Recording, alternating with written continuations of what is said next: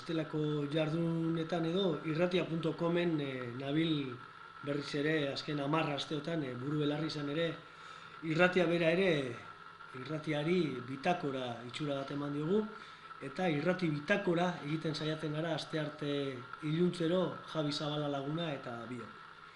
Beraz, gaur blogei buruz mintzatuko natzaizue eta blogetatik kazetaritza digitalera edo kazetaritza digital berria terminoen gainean arituko naiz. Badakizue jakin, azken urtean, 2004 urtean, interneten zerbait ezaguna eta aipatzeko modukoa egon bada, hori blogak izan dira. Urte bukaeran irakurtzen genituen datuak, 5,8 segunduro bitakora bat sortzen zen munduan, beraz, oraintxe bertan ere, ez da txikiagoa izango sorkuntza hori, eta horrek esan nahi du gutxi bera, 15.000 blog berri sortzen direla urtean, beti ere iazko datuei lotzen badatzaizkio, ez? Asko da, 15.000 gune berri egunero asko da, eta gehiago guztiak informazioa garraiatu sortu edo mugituko dutenean. Beraz, dudarik ez dago, bloga izango dela aurrerantzean informazio sortzaile edatuena, baina zergatik ez esan, zergatik ukatu, informazioa hartzeko ere tresnarik eraginkorrena. Horrek gurean ere Euskal Herrian izan du islada, 2004a izan da, 2004aren udazken negua izan da blogen estandaren unea, eta horren aritik ere esan beharko ditugu zenbait gauza edo. Izan ere, 2004an hasi denak, 2005an jarraipena izango du, eta nik uste gurean, orain arte Euskal Prentza ditu diogun horretan, blogak kontutan hartzeko tresnak izango dira. Duela urte batzuk, Ignacio Ramoneten hitzaldi batean egon nintzen, Bilboko Euskalduna jauregian, gai hauek ziren orduan ere izpide, informazioaren gizartearen sukarrean bizi ginen, bizi gara oraindik, eta hitzaldira joan nintzen, zerbait berria ikasi edo entzuteko asmoz, eta hitzaldian zehar konturatzen nintzen nunbait entzuna edo irakurria nuela berak anzioena. Orduan, bideovigilantzia kamaraz eta Big Brotherraz eta aritu zen. Oraindik programa hori zen oso ezaguna gurean, baina hortaz aritu zen.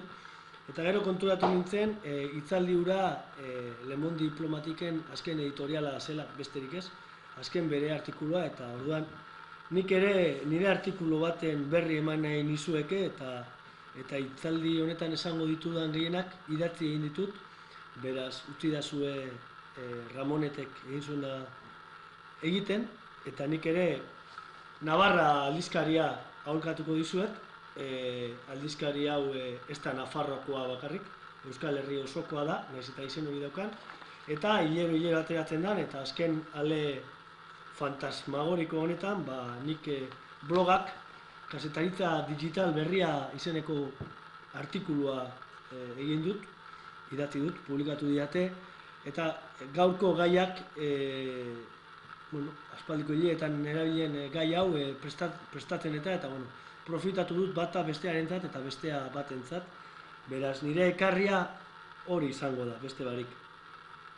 Eta artikulu horretan bertan, txantxa egiten nuen esanez, artikulua bera Navarran argitaratzerako edo argitaratu baino lehen, ziurrenik neure blogean, Gaztelumendi horregen, egunak emango zituela publikatuta, eta behar da erantzunak jasoko zituela, edo nork bere iritzia emango zuela, eta enuen hori egin, begirunez, oraindik paperari begirune handia diogulako, baina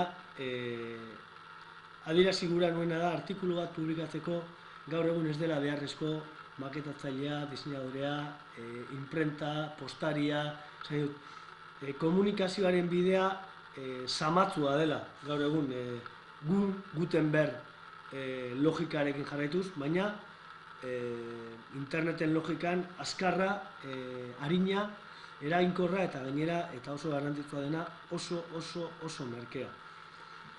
Horretaz, hemen zaudeten gehienok ohartuta egongo zarete, baina nola gure mundu hau geruza askokoa den, behin eta berriro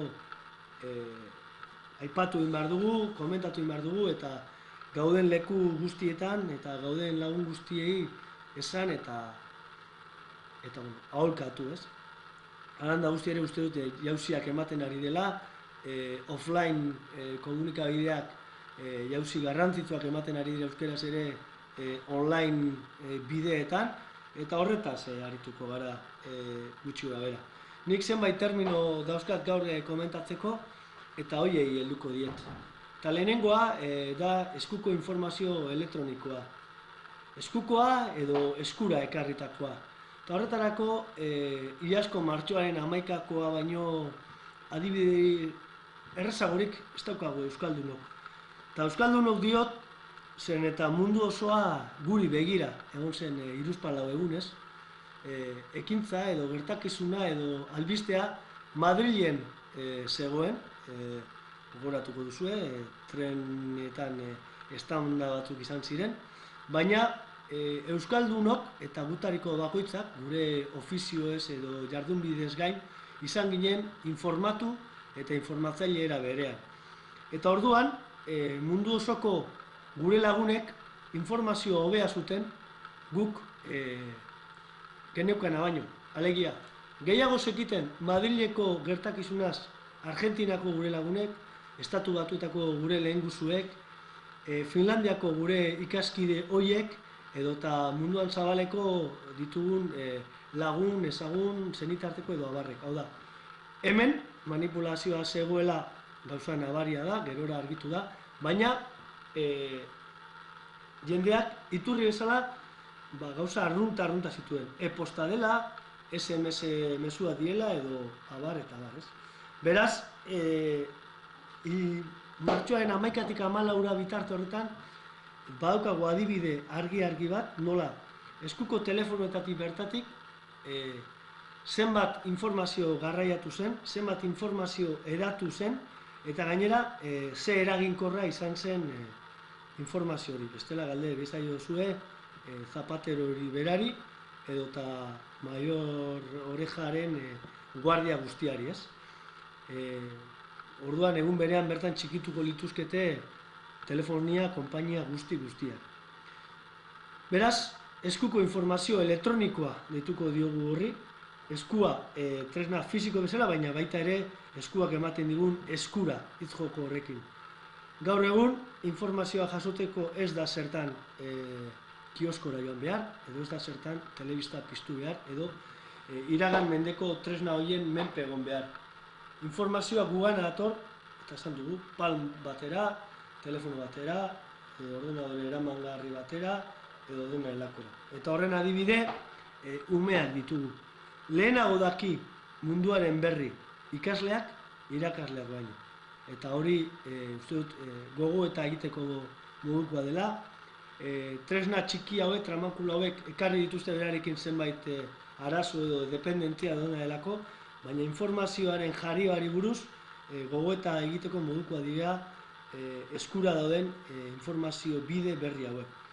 Eta nik uste dut, horretan abiatu behar dugula, informazioa jasoko badugu, eskuan jasoko dugu, eta beraz, antzi egin beharko ditugu beinola izan genituen amets horiek, egunkari elektronikoak, edo ez dakiz, egunkariak izango da dira eskura egindako egunkari berriak izango dira, elektronikoak izango dira bai, egunkari izaten jarretuko dute, baina egokitu beharko dute olako pantaila txikietara, eta telefonoan, palmean, paz batean, edo ipoz berrietan, edo auskalo nola jasoko dugun aurrerantzean informazio guzti hori.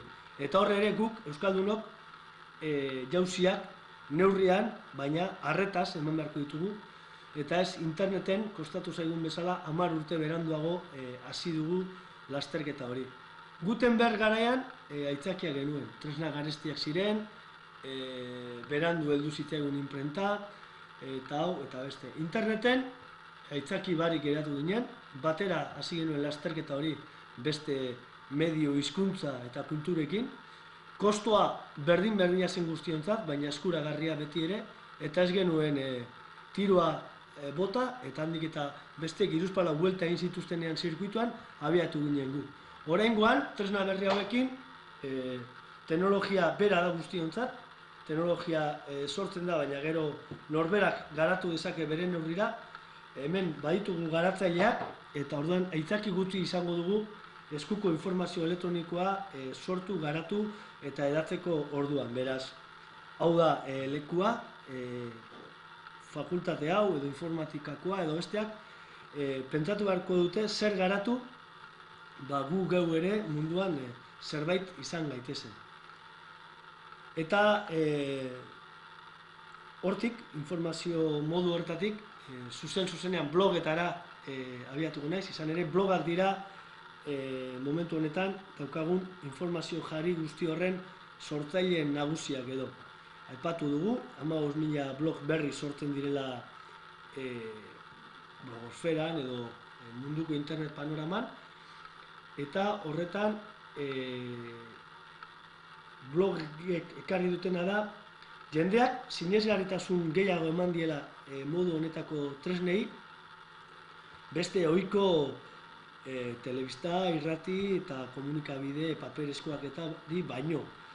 Ez bakarrik sinesgarritasuna eman edo kendu, baizik eta gainera jarrera batekin, hau da, telebistak ixten ari dira munduan zehar, egunkariak ixten ari dira munduan zehar, salmenta dira kausa, eta batzuek horren errua interneti botatzen diote, beste batzuk banaketa libreari eta, baina horrek bi arrisku ditu. Batetik, geratzen diren paperezko egunkariak, geratzen diren telebistak eta gero eta esku gutxiagotan daude, eta hori ez da ona, batez ere adierazteko askatasuna murriztu ingo delako, eta horretaz ezin gaitezke postu, baina bestetik esan gure duena da entzuleak, hartzaileak benetan subjektibotasunaren alde egiten duela ustezko objektibotasunaren kontra. Eta zer esan gura dudan horrekin. Blogak ikuspegi personaletik sortutako informazioa dira. Ni egon naiz gerran, ni kontatu dut nire begietatik ikusitakoa. Nik daukat anai bat gaixorik, berak kontatzen du, berak bizitakoa, edo nik kontatzen dizuet berak esandakoa. Beti subjektibotasun bat dago. Bestelako medioetan, ohiko medioetan, ustez objektiboa dira, baina ez zaizkigu sinesgarri. Beraz, ni horren subjektibotasuna gehiago maite du gaur egun hartzaileak beste komunikabide handi ohikoen ustezko objektibotasuna baino. Beraz, horrek gogoeta egin arazi beharko liguke, eta subjektibotasuna izan beharko luke gai bat hau bezalako fakultateetan, eta subjektibotasunik eta objektiboena landu beharko genuke aurrerantzean. Idazteko modu berriak sortzen ari dira, lehen pertsonan idazten ikasi behar dugu, lehen pertsonan, baina ez nia goresteko, ez banidade ekintza bat egiteko, baizik eta garai batean bezala, New Journalist dituzioten horretan, hau da, sinatzen zuenak, firmak, ematen zion ukitu berezi bat lanari, erreportaiari, albisteari. Orain ere, ukitu hori beharko du ni horrek, eta asmatu beharko dugu nola sortu informazio berria. Nola egin albisteak, nola garatu, ni horretatik abiatuta, eta ni hori batzuetan gu bilakatuko da, informazio kolektiboa ere egin beharko da, baina beti ere subjektibotasunean oinarrituta, eta hor mende honetako komunikazioaren erronketako bat dela uste dut nik, eta blogak dira horren adibiderik eta interesgarrienak. Blogekin batera termino berri bat ikasi dut nik, eta hori software soziala da. Zer da software soziala? Software soziala da blogintzak eta bestelako masa komunikazio eta masa eragite honek sortu duen softwarea da. Jendeak erabiltzeko softwarea hitz batean. Informazio asko sortzen ari gara, jende askorentzat, eta horrek guzti horrek sortu ditu tresna berriak. Tresna erabilterrezak gehienetan, eta jendearen neurrira garatutako tresnak. Eta ez bakarrik jendearen neurrira, baizik eta askotan jendeak berak bere neurrira garatutako tresnak. Hau da, zuk idazteko guk garatu dugun tresna, edo zuk zure behar izanetara egokitu eta txukundu duzun tresna. Beraz, software soziala programak dira, lanabesa da, tresnak dira, baina beti ere erabilpen masiboa eta modu batean edo bestean jende askok erabiliko dituen programak eta ez gutxi batzuen programak. Zorionez, programa horietan